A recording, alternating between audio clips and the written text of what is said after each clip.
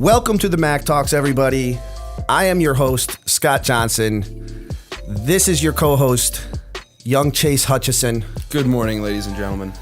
Chase, please tell our listeners and our new listeners what the Mack Talks is all about. So if you're a business owner, community leader, or entrepreneur, the Mack Talks are the vehicle that bring you the stories that you need to hear. That's right. And now Chase is going to introduce our next guest that we have on the show today. Super excited to have him on. Go ahead, Chase. So today we have Mark Boughton, who's an American politician who's served as mayor of Danbury, Connecticut since 2002. He was a sergeant in the United States Army Reserve, a social studies teacher at Danbury High, and began his political career as a state representative for the 138th District of Connecticut. Mayor Mark, welcome to the podcast. Well, thanks for having me here. So how are you today? I'm great. Yeah. It's freezing out, but I'm it's good. absolutely So freezing. I wore my sweater and no suit and tie today. Yeah, right? You went with the sweater look. That's so funny. That blizzard yesterday was insane. Wasn't that crazy? Was it a blizzard? It It was was a- a it was a- polar vortex. Yeah, that's not a blizzard. That's a polar vortex. They have new names for all this Yeah, stuff. I know. right? I'm Right, like, Notice this that? sounds cool. Polar vortex. Before it was just like a a snow squall or flurries. Now it's a polar vortex. I know. That's so Scares funny. you. And That's so funny. people buying bread and milk. And So most people, they want to interview you. They want to talk more about, kind of what you're doing in politics and stuff. But what we want to do is actually go back to the beginning because we kind of see, your path as one of that is entrepreneurial in the fact that, you were a school teacher and you kind of changed gears. But even before that, let's go back to kind of go way back. your military days Let's go before we deep. even. I owned a small business too. Yeah, for many years, that's what we want to speak about as well. Yeah, so, real quickly, born and raised in Danbury, educated in Danbury Public Schools, went to Danbury High, attended Central Connecticut State University, and earned a master's degree from Western Connecticut State University. But when that little period between high school and college, I wanted to go to college, and my mother told me that because I fooled around so much in high school, and I did. I was like last. I graduated, but I was like literally last in the class. Yeah. She said, "Look, your two sisters are in college. We just can't afford to send you to college, and even if we could, I have my reservations because I don't think you would do anything when you were there anyway." So I was like, "Wow, that's pretty harsh." Very honest back Yeah, then. right. So that's the way that generation would just like lay it out. Yeah, it's good. Point taken. Right. So I had to go out and make my way, and I went down and signed up for the Army and to utilize their Army College Fund. And so I brought that back, and then, my parents got very upset, but I'm like, listen, I want to go to college. You won't pay for the college. And they're like, but you won't study. And I go, okay, you're kind of right. Yeah. If past performance indicates future performance, it's a good bet that I won't get anything done.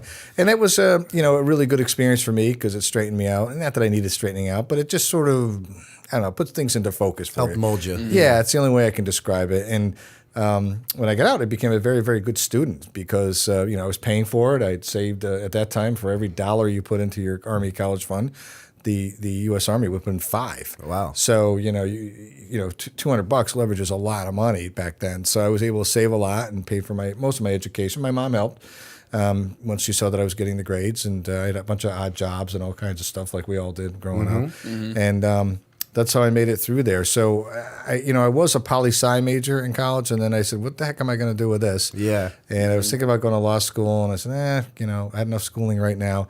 So I said, I'll be a teacher. So that's how I kind of decided on teaching and fell in love with it. Loved working with the Danbury students over the many years. I was teaching for 14 years, and then I got involved in politics. My family had been involved years before that, and it's like The Godfather. They suck you in, and Yeah, right. Then you're back and doing committees and things like that, and next thing you know, you're running for office. So I guess I didn't have a grand plan. I mean, people probably sit in this chair and say, you got to have a plan. You got to market this out and decide you're going to do this, and that's all true, I guess, to an extent. But I haven't lived life that way. I've tried to do what I love to do and get paid for it. That's always been my sort of inner self. So if you can get paid for what you love to do, you're doing pretty good. Yeah, that's great. Now, what do you think, made you made you go into teaching? Do you think that the discipline that you got, from being, from serving helped you kind of almost realize I can help kids that, are last in the class because, now I feel, because you were one of those kids, like you said. So helping actually kids that even were below that didn't even graduate, and to be able to help those things and be able to kind of give back. Sure. I mean, I really felt like I wanted to give something back to the community that had raised me. So Yep. there was a little bit of altruism there. And I also felt like I certainly could add to the conversation at that time for young people. And, it's funny in teaching, and if people are honest about it, my best teaching that I did was probably my 12th, 13th, 14th year when I was there. I really got good at what I was doing. Up till about year 5, you're kind of not a hot mess, but you're constantly experimenting, trying to do things, what works for you. Because, teaching is an art. If people try to make it a science and say, you have to do this, you have to do that. If you hit all these 5 points, then this will happen. Yeah, it's not that simple. You can't engineer people, right? Yeah. You have to have teachers that understand people, can get along with them, and can motivate them. Can kind of point the herd over here and say, hey, look over here, this is important. And that's really an art, I think, more than it is a science. And people are always trying to, define it into a science, and that's why we get screwed up in education, I think. Yeah, and that's why it's one of the hardest jobs there is, I think, to be a teacher, especially if you're, depending on where you're located and where they place you. It's got to be one of the toughest jobs, and I've always had a lot of respect for teachers because I was one of those kids. Ever since I graduated college, I was definitely kind of a tough kid in high school to have in your class.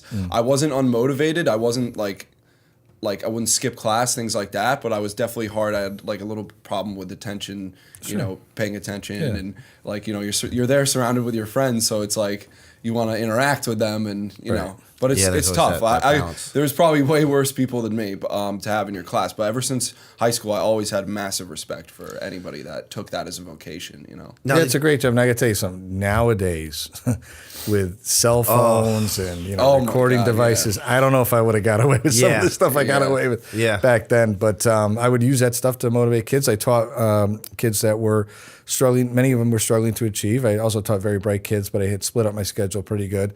But I thought I did my best work with those that needed a little bit of motivation or had a really bad home environment or a combination of both, and just worked with them, And it was just a lot of fun and very, very rewarding. And figuring out, teaching is it's pretty much the same as coaching to a certain extent. You have to be able to, adjust for people that, have different, disabilities when they're learning or different problems that they may have in their life and stuff. So teaching is much more like coaching. I would imagine it being much more difficult because, creating athletes, I think, although may be difficult, I think getting people to learn and to buy into something that they might not be into is even more difficult than that. Right. So, and if you can make it relevant. Yep. If you can figure out how to make it relevant, make it important to them, then and say this is, let the light bulb click on them to say this is why this is important.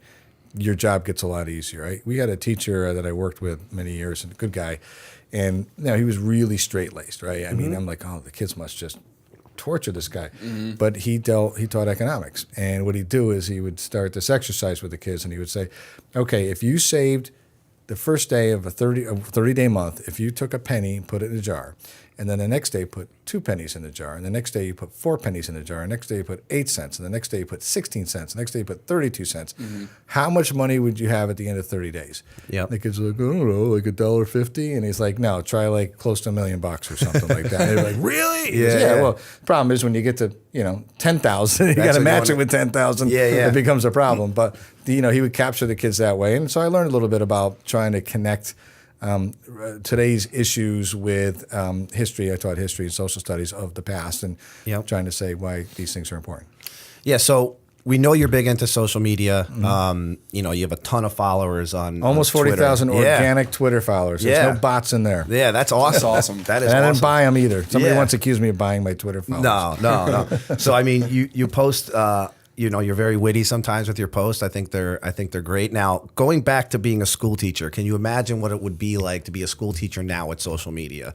One of the things that I feel bad and I see it on a regular basis is like teachers, they get attacked on social media or the school gets attacked on social media before they even reach out to the school.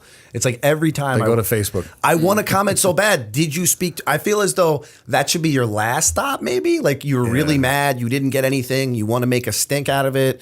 Like maybe that's your last stop. But it's almost like, oh, my kid told me they were learning this today. And now you go right to the group, to the social media group. So that's got to be even more pressure on teachers on top of the fact that they can't live their regular life because they're afraid if, they see a picture of them, hanging out, having a good time, a bunch of parents are going to be like, oh, did you see that teacher? So what do you think about that as far as the pressure on teachers and how that's kind of, gone with social media? We're on politicians too. Yeah, I think it's the same things apply, right? Most people are, in terms of being a quote politician, most people are pretty respectful of that, but they will.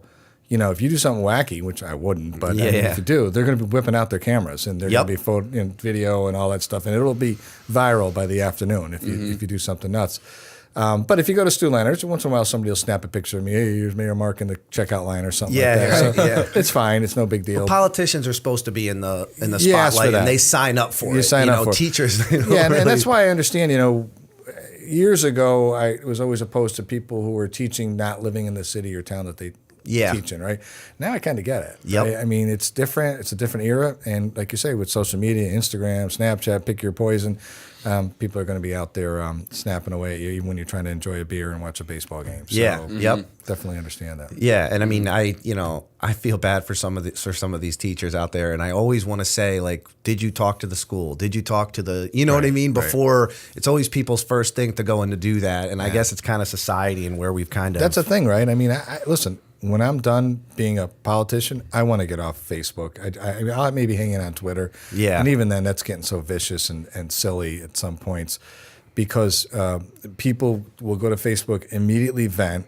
They're usually, the facts don't matter. Yeah, right? no, that's. And then they'll get 100 people kicking in on their, yeah, you're right, that place stinks. Gets whatever. Pointless, yeah. Right, and then to try to unwind that gets impossible. Yeah. You got people that call themselves parents that are swearing at other people on Facebook. Yeah. And then you're wondering why the kids are running wild because they see that the kids know what the parents are up to. So I think that social media stuff has just spun way out of control. Yeah. In terms of our culture. But anyways, definitely.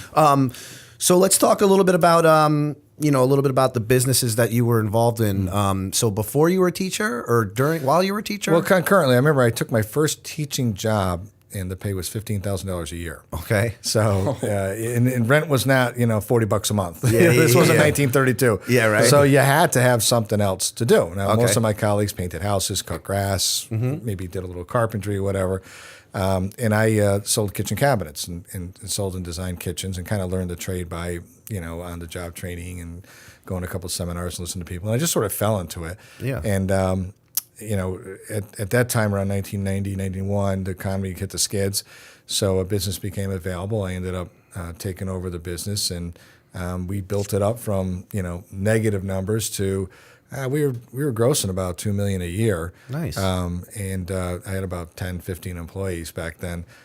We weren't making any money because I had yet to learn the economic lesson of, the more you sell, the more your costs go up, right? Yep. I didn't have a cost-based model when I was doing. I just figured out the more stuff you sell, you got to make more money, right? Well, no, because the more that extra kitchen you sell, now you got to hire a driver. The driver wants insurance, understandably so. Yep. Now you need a delivery truck. Now you need, so those costs overhead. continue to escalate. And after about 4 years, I figured out I wasn't making any money, although selling a ton of stuff. So it was a good lesson for me in how the economy works. But and certainly I have much respect for those small business folks that are out there swinging every day trying to make a living. Yeah, no, definitely. What's harder, having employees or a classroom? I would say that's a great question. It's got a little bit similar. It's a little bit similar because you're teaching. You know what I mean? There's a lot of teaching going on when you're running a business as well. I was blessed with very, very loyal employees. Yeah. I mean, they really, we didn't have much changeover. Yeah. I would say it's both about the same. Yeah. Yep. Occasionally you get the, employee that makes you insane, but same with the student, I'm sure. Same with the student too. And you just have to bite your lip and just do your job. Yeah. Because you just can't fix everything. All right, so let's talk about Danbury a little bit. Let's talk about this awesome city of Danbury. We're obviously in Brookfield, which is right outside of Danbury. I moved to Danbury from Southbury when I was about 17, lived on Main Street till I was about 26. You know, it's a great city. I love it. I think it's great. We didn't get Amazon, but that's okay. We have. Stay tuned there. Oh, I like. There might be something coming. Yeah, You all never right. know. You never know. That's true. That's true. I like it. So tell us what's going on. I know you're getting ready to run again for re-election.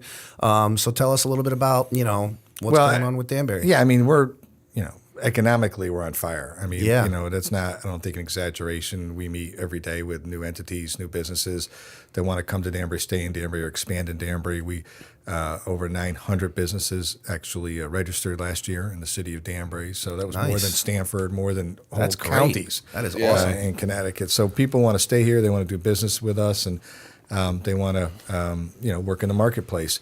So that's great. We also are actively recruiting businesses to come into Danbury, and my theory has always been that if people have jobs or economic opportunity, then things like your crime rate drop and other social ills drop dramatically because people don't have to commit crime; they can go get a job. Yep. And I think that's pretty much proven out over the years. So our unemployment rate now is 2.2%. Which is full employment. Yeah, I mean, that's awesome. People are going to say, "Well, I'm underemployed. I'm not making what I want." Well, yeah. I mean, that considers all that. It's not perfect. Yeah, right. but But the fact is that many other regions or cities are in double digits. So we're excited about the fact that this community continues to strive. We've got fun projects that we're working on, and we've got more serious projects that we're working on. But the fact is, we're always, I'm proud that after 18 years, we haven't gotten stale. It hasn't been like, oh, I don't want to go to work. I can't take it today. Yeah. There's always something new on the horizon that we've rolled out and that we want to execute and get done for our people. We're not perfect. And, I tell people on Facebook all the time, government can't do everything for you. At some point, you got to step up and do it yourself. I love to hear a politician say that because usually it's the other way around. People constantly asking and them trying to come up with laws and things that work. And I like your stance on the fact that, Right. You can't manage people's personal lives. And I mean, somebody asked me a question about, this may be a little bit too in depth, but I'll go quick. No, it's okay. They asked me about, my kids have nothing to do. So I listed out about 20, this was during the summer, 20 different programs, things that are going on, both ours, that city runs, but also, nonprofits are running out there. Yep. And I said, well, how about this? Why don't you, get a Monopoly game and spend some quality time and play Monopoly with them? True. I mean, That's how you tear a family apart. or whatever. Why are we relying on the city or our nonprofits to even spend create quality different time with their things. kids? And I understand if you're working, but there's opportunity there, and I just chuckled, and then well, we can't afford the PAL. I go, okay, for PAL in Danbury, which is a police athletic league center, it's $10 a month. Yeah. You're telling me your iPhone is worth $4,000. I know. Right? Give me a break. I know. Here. Same thing with the War Memorial. War too, Memorial's right? like I mean, $8 a month, and there's so many different things outside that are cheap. And besides that, Yeah. go start a group. Like, what's wrong with creating something that you like and starting a group? Why do you need somebody else to start it or the government to start it? Even our library, you'll be, we have a great director. She's been there about 2 years now, and she's made so many improvements. But, if you want to start a group, you call the library. They'll help you get organized. Yeah, all the resources are there to help you get it going. We've installed a recording booth. Yeah, we saw that. Yeah, we saw that. That's awesome. Which is very cool. And now they can do video in there as well. So you can cut a demo tape. I got mine coming out soon. Nice. And you I got to drop that next week. Yeah. And then you also can do a video in there. And now we just put in meeting rooms. So there are these pods that you can go in and meet with now everybody all around you talking. If you want to have a business meeting, that's great. Or just plan a group, right? Yeah, I mean, I saw that. Yeah. So I guess what I'm saying is that there has to be some initiative there too, right? I mean, when we were kids, and I'm sure you're a lot younger than I am, but you probably still are that generation where we would play softball for hours. Yep. We would play. Mom would call. Yeah, right. You Screaming. play tag, whatever the thing is, and that's part of raising children. And I have a master's degree in educational psychology, so I know what I speak. Yeah. Part of becoming that whole person is having that social interaction, right? That's where social media really hurts us. Yep. And the games and all that hurts us because it's the interaction that teaches you how to deal in future situations. And then it also allows people to think that you can talk the way that you talk like that, to where if there was a bunch of us in a room together, like nobody would be making those type of comments to each other because when you're in front of somebody, it's all of a sudden once you get behind that computer, you you now have the right to be able to say something that you wouldn't if you were in a room. Like you wouldn't say that in a room because you would look like an idiot. So Right. They get their keyboard muscles and they start. And I always tell them, and I'm going to tell you something. At 18 years, I always ask people when they really get fired up, I go, look, I can't have this conversation on Twitter with you, right? Yeah. It's 140 characters or whatever it is now. I go on Facebook, it doesn't come through the right way. Yeah. Why don't you come down? My door's open. Come That's down what I love about you too. and Yeah. we'll talk face Come to on face. down. They never come down. No, they don't. They never show up. I'm still waiting from some guy 8 years ago. So I want to talk a little bit about downtown Danbury because I know that it's kind of really starting to, really kind of thrive. There's a lot of people that really want to see Danbury downtown succeed. We all do. We're on the same it's page there. amazing. Like the I think it's the Get Connected or downtown. Get downtown. Get downtown. Yep. I think that's great. You do the different food truck stuff. Yeah. I just think it's really, really awesome. I know that you live right downtown, don't you? I do. And can I just say, too, that, at every step of the way, Yep. it's not a problem with Danbury, but it's something we just have to overcome. There's a core of people, not the Get Downtown people, but other people out there that love to just naysay, right? Yeah. So we do the Danbury Chow Down, right? Mm-hmm. Downtown Chow Down, where Yep. we put the food trucks in. Nobody will go there. No, who wants to go down there? Nobody will go down there. Well, during the summer, we're mobbed. Yeah, it's right. great. Yep. I mean, to the point where the trucks run out of food. Where I live on Kennedy Flats. Nobody. Who's going to live there? Nobody will live there. And you know what? We're 95% full capacity. We've been full since we've opened. It's no bargain. I mean, I pay $1,800 for a one-bedroom loft there, but it's close to work for me. It just works, Yeah. So, and I've got great neighbors, and we've got a great gym, and we've got there's always activities going on there. There's grab-and-go breakfast. It's all free. Grab-and-go breakfast. Yeah. We're having a Super Bowl party this weekend. That's awesome. So, there's always something to do there, which I give the staff a lot of credit for that place. But these things can work, and they'll work in downtown Danbury. Yep. We just have to believe, and we've got to, sort of have that faith. And the more people we can put in there that have disposable, discretionary income, the more businesses you're going to see sprout up. Yep. Places like Barristers, Pour Me, across the street, Mothership Bakery. I know that I've talked to within the last 2 weeks, 1, 2, 3 huge developments that are going to come downtown. We're going to roll these out. That's what I was going to ask we're going to you. roll these out slowly. Some of them are mixed-use apartments and retail on the bottom. Some are farther out, and some are going to be starting this summer. So all of those are creating a neighborhood where people then demand and require services. Yeah, when you have the foot traffic, that's it. Once the foot traffic comes, then everything else will kind of come. And really, it's a simple formula. I tell people all the time, think about why Stop and Shop moved out to Lake Avenue Extension. Why did they do that? Yeah. Oh, well, because people were living in Anhack and they wanted to buy their groceries, all the neighborhoods around there. And the reverse is true. I said, if you put people downtown who want to buy groceries, you're going to have one of those niche grocery stores there. We just have to get to that critical mass of people living there. The Kennedy Flats project was a huge, boost to that. Yeah. The News Times building is coming down shortly. That's the one that I heard. Yeah. That'll be 170 units of market rate as well. That'll add to that boost, and we're very close to hitting the critical mass. Mothership Bakery, wonderful place, by the way. Yeah, no, it's great. Closed down their other site, which is up on Old Ridge Bay Road, because this was doing so well for them. And they're next door to the News Times. So they're cheering. Yeah, when imagine. Because their residents are going to walk downstairs, grab their cup of coffee, grab their muffin, or have a breakfast, whatever they do, and they're gone. That's successful developing. That's called transit-orientated development.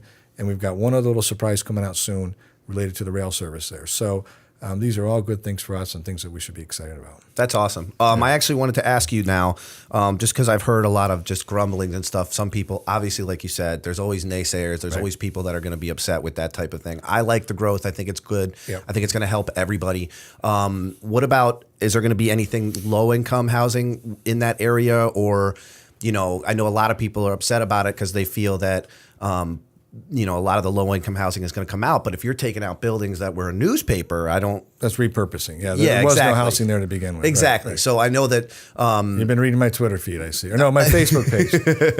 I just hear a lot of the stuff that's But there's being said. and somebody stuff, so. said to me on Facebook again. Well, you shut down a lot of low-income housing. I go, okay, tell me where. Yeah. Tell me You're where. not With the taking exception out- of High Ridge Gardens, which was one of the most dangerous areas in the city growing up, which got converted to condos. Yep. But that was because the housing authority at the time was in serious financial trouble, and we had to sell off piece of property to maintain their viability. Nothing's been lost, not one unit. In fact, we've added units of market or affordable housing. Yep. Here's the problem. affordable housing in Danbury and in Fairfield County is really high. Yeah. Right. See, that's the issue. So if you compare that to, say, New Haven County and Waterbury, yeah, their definition of affordable, because it's based on a formula, is a lot lower. So people are comparing the two. I'm like, you can't do that. You can't do that. I go, it's driven by the market. That's, people are paying that. And what do you want me to tell you? It is cheaper than what I'm paying. Yeah. So, but it's not, you're not going to find an apartment for $400 a month. It's just not happening. Yeah. So, I hear that. So we can do things, and we certainly are negotiating for things like trading off a certain amount of units. So in other words, a developer's doing a project on Jones Street. Yep. And we want all market rate there. That's great. But he's also doing a project over on Smith Street. Say, okay, we'll give you this project here, but we need 20 units of affordable housing on Smith Street. So you can trade off that way to try to do that. But we also are well above. The state of Connecticut requires you to have 10% affordable units within your city. We're way above that. Yeah. The issue isn't necessarily Danbury. It's the surrounding communities that don't want that kind of housing. So I hear that. But again, you're absolutely right. We're not pushing anybody out. No, the facts are the facts. Gentrification can exist along with your low income and affordable housing. Yeah, and if you keep bringing in those businesses and you keep building up the city, it's going to help everybody. More jobs. Everybody wins. Everybody, increase in their pay within their jobs. Right. So I mean, I love it, and I'm a big fan of it. I think it's something that's gonna really work out. You were there for that breakfast where the demographer came in for the Greater Danbury Chamber. That was good. And that was a good story, wasn't it? This guy came back so excited when he told me he was going to. It didn't sound exciting, but he came back with so much cool stuff that he was telling. I couldn't make it, so. I mean, he's from it's him, and there's a guy from the Boston Fed, which monitors economic activity in the Northeast. They will both tell you that Danbury and the Greater Danbury area is the model for all of New England. We're 50 years ahead of all the other cities of New England. We're 50 years ahead in terms of diversity. Yeah, mixture of businesses. Mixture of different businesses, culture. Like we're just, and it's exciting to, I think there are a lot of great things on the horizon for Danbury, and he just confirmed it for me, and that he was good. He gave so much insight into the key was like, what's going to help us grow. And Danbury has all those things in place, and that's what makes us, makes Danbury different. Yeah, we need to do more. If you ask me what to do more, I'll give you a question to ask me. Yeah.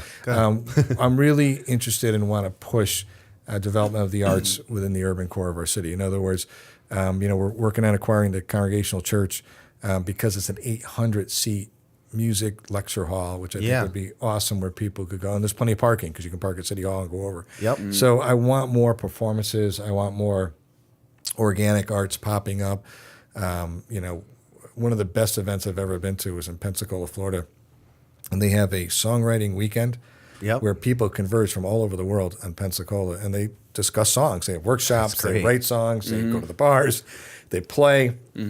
And then the next in the fall they do a poetry, same thing, and that's the vibe that I really want to get. Right? Yeah. But we have underlying systemic problems, that we have to address. We have a very, very small chronically homeless population where we have about 7 or 8 people that just drive us insane. Yeah. So trying to manage them is a challenge for us, and try to get them off the streets if they're willing to. Yeah. And then our infrastructure we've got to work on, which is what we're doing right now. We're repairing and replacing all the sidewalks. Yep. This summer, which sounds boring, but it's stuff that people No, that's see. stuff. No, it's important. Right, when you have people coming in from out of town and stuff like that. You don't care about your view those city. things. Exactly. No, you get that, right? So, Yeah. And that also helps the storefronts, lease up because Definitely. Right. Yep. Now, we just saw that you brought Uncle Sam back. I love Uncle Sam. It's a great project. Tell us a little bit about that, because I thought that was I really. saw your live Facebook video.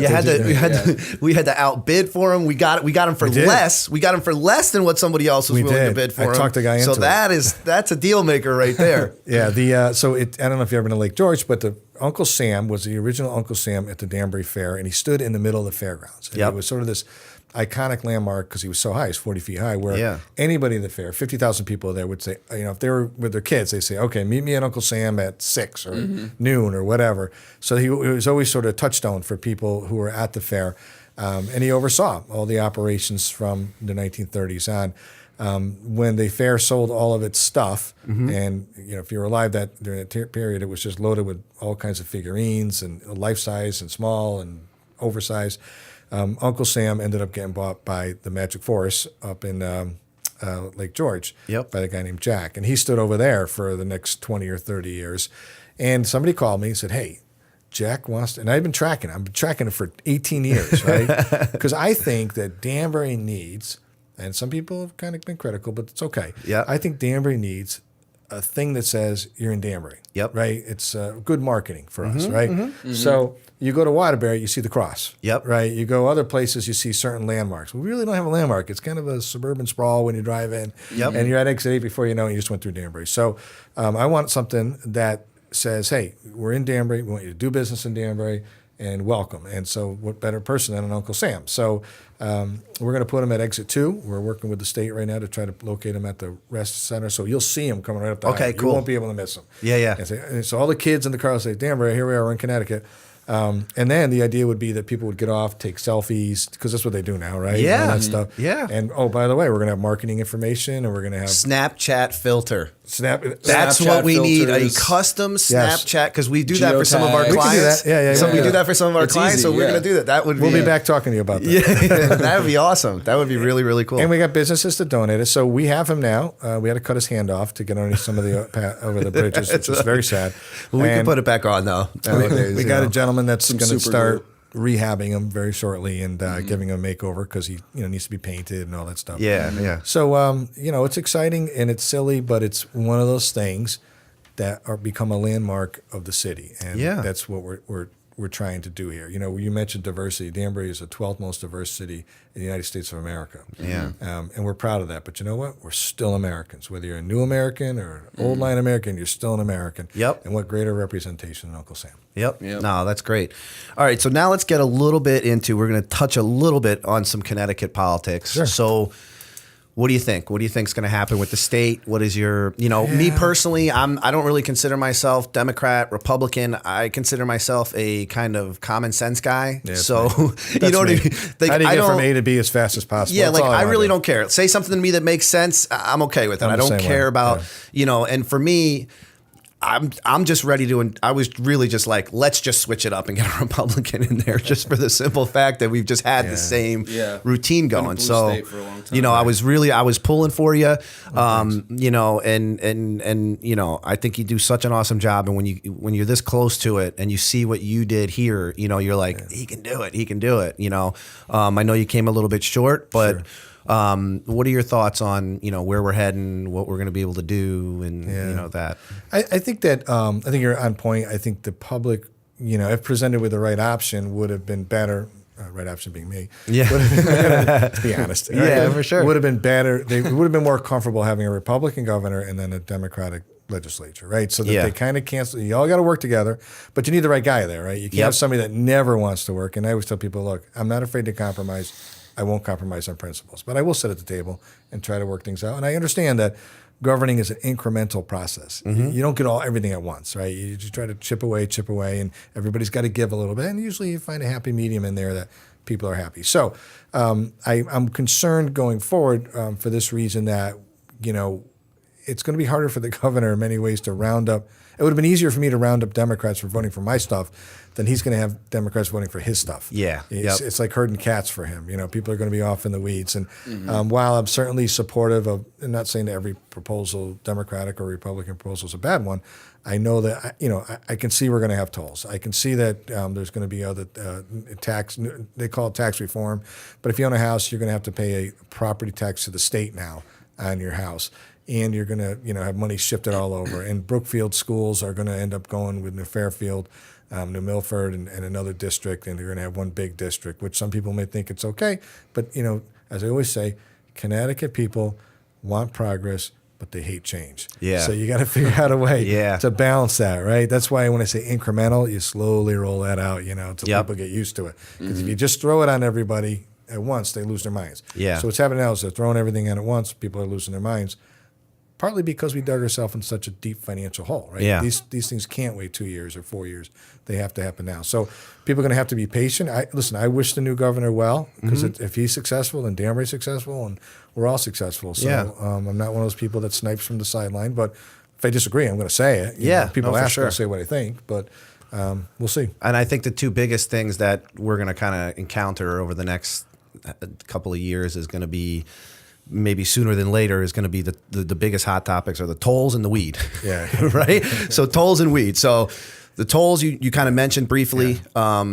You know, it's going to be frustrating because of the gas tax as well. Like they implemented the whole entire gas tax and they're going to raise that, but then they're also going to do tolls. Like what, are they going to get rid of the gas tax? You know what I mean? What, I wouldn't trust them to get rid of the gas tax. That's part of the problem, but yeah. We'll just have to see, you know, how they try to implement this. I'm hoping that the first toll, you know, what do they call those things that kind of hang over the highway? Yeah. Is farther up 84 because about 50% of the people that come to our mall come from Eastern New York. Yeah, you don't want And to. if there's a toll right on the border, they're going to avoid it, or they're going to get off in Danbury streets and drive us crazy trying to avoid the toll. So the gantry, that's what they call them. So anyways, I'm going to keep my fingers crossed about that. You know, weed, look, I think it's coming. I think it's coming this session. Mm-hmm. You know, I think that we're surrounded right now by other communities. I know New York's talking about it. New Jersey's talking about it. Massachusetts already implemented it. Vermont, it's legal. There's other states out there that are considering it that are around us, Rhode Island. So I think it's going to happen. I have reservations. I'm not saying no. Yeah. It's not my thing, but I'm not saying no. I'm just saying, well, let's go slowly here. And I'm going to tell you why. A couple of things come to my mind. One is, you know, I always like it when the kids come up to me and they go, you know, dude, it's natural though, you know, it's weed is natural. I'm like, yeah, it's natural, but a rattlesnake's natural too. So would you, you know, let one bite you too? Well, you know, it's apples and oranges, man. So I'm like, okay. I go. Will it make you trip? Did you know George Washington had weed? Like, okay. He had hemp, man. He sold. Okay. So I'm like, look, I don't know if we know all of the impact. Yeah. Once big pharma takes over the growing of weed, what's going to be the impact on you if you're inhaling it or anybody out there inhaling it, right? Yeah. Just like cigarettes, we didn't know the impact, which Yeah. is devastating to your health. And right up to the 80s, even the 90s, we had people saying us, you know, corporate executives saying it doesn't hurt you. So I'm worried about that, and I'm worried about the issue of it could be a gateway drug. I'd like to see more research on that.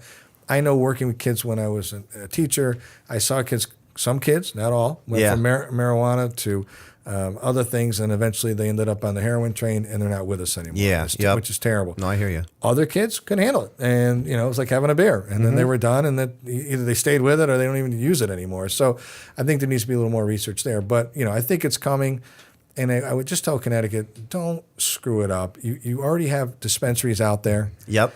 Let those folks handle the retail recreational sales too. They're already licensed. They're already tested. Yep. You know, if you try to open up another channel, it's going to take years, and you're not going to reap the tax benefits because everybody else will be selling it then. Yeah. So. Yep. No, well, thank you very much for answering those questions. And thank you very much for coming on. We're gonna have Chase close us out. Yep, I'll do the closing statements. And we really appreciate you coming on. We're super excited to see what Danbury has to bring. I know you said that there's some. I got game, man. Yeah, I know you do. I know you do. You're gonna be impressed. I can't wait to see that. I can't wait to see that demo drop. The one that you recorded in the. Yes. I'll put that on my Twitter feed. Is it going to be R&B or hip hop? What is it? It's my mixtape. All right, a little bit of everything. Oh, nice. Thank you so much. Go ahead. All right, great. So thanks for joining us, everybody. And if you're looking to learn more about Mayor Mark Boughton and the city of Danbury, you can find more information on their website, www.danbury-ct.gov. It's www.danbury-ct.gov. Mayor Mark's Twitter is @MayorMark and Instagram is @MayorMark. It's awesome. You got both the And my Snapchat is Mayor Mark 203. And his Snapchat is Mayor Mark 203. So those were pretty easy to remember. And thank you so much for coming by. It was a pleasure. For all of our listeners, if you like our content, please feel free to leave us a review on iTunes, subscribe to our YouTube channel, and like us on Facebook. Also, follow us on Instagram. That's @Mack Talks, @MACK Talks. If you want to give Scott and I a follow on Instagram as well, you can find us @Scotty_content. Scotty_content_. That's. And then if you want to find me as well, it's @Chase_Hutchison_ CHASE_HUTCHISON_. Kid loves to spell it out. He loves to spell it out. People get it It's a lot wrong of underscores, man. I don't know. I know underscores upon underscores. So the Chase Hutchison was taken. I had to go with the underscores. Nothing. You couldn't get @Chase. No. no. Nope. No. To be honest, I didn't even think of it. You got to check out your new handle, which is going to be Golden Pony. JC Chatbots. Pony Boy, right? From the Outsiders. He's the he's Golden Pony Boy. Sure, yeah. Sometimes Pony his Boy. hair is a little. All right, Mayor Mark, thank you so much for joining us. Thank you. Keep doing what you're doing, and we'll catch up with you next time. Absolutely. Thank you very much, and love to stop by again sometime. Thanks. Awesome. Thank you. you.